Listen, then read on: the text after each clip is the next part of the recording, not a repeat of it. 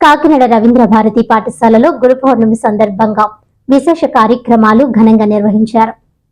కాకినాడలోని రవీంద్ర భారతి పాఠశాలలో గురు పౌర్ణమి వేడుకలు శాస్త్రీయంగా జరిగాయి.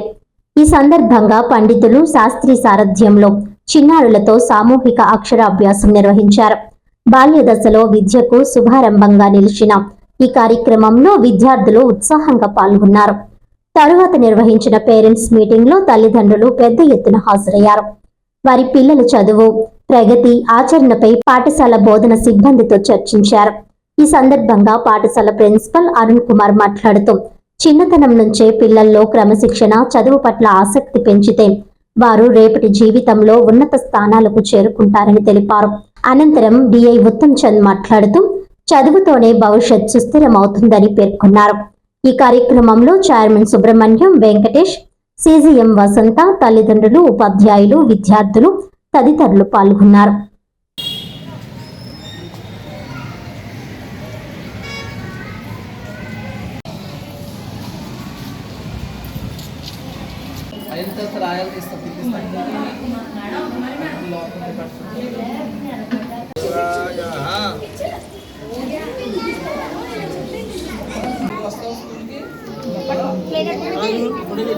ఎలా చూడండి.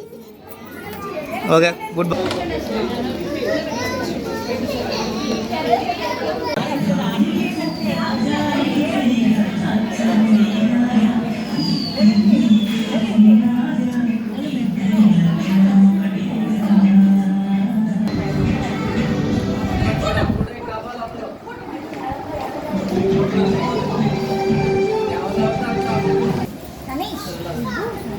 ఈ సార్కి ఇవి దండం పెట్టాలి.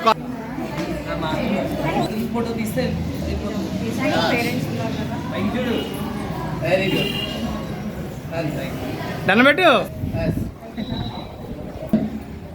అనీష్, దండం పెట్టు, దండం పెట్టు.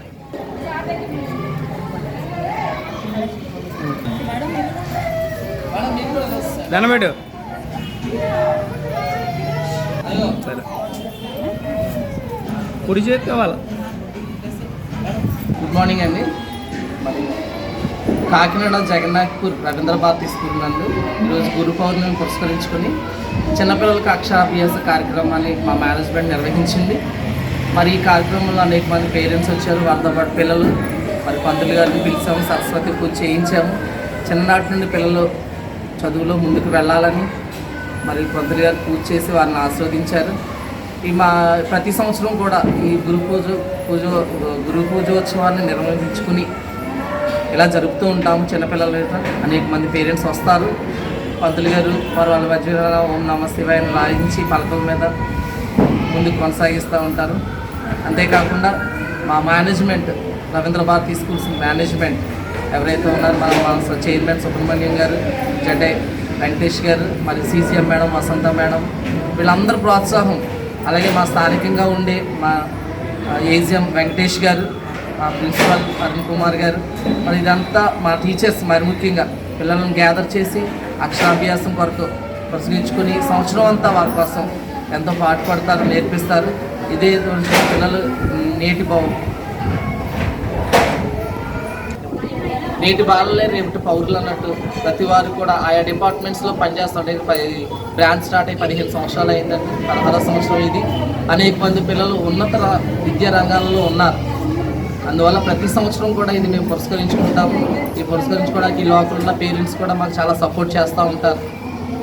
అందువల్ల మా స్కూల్కు మీరు పిల్లలను జాయిన్ చేయాలని కూడా నేను కోరుకుంటున్నాను.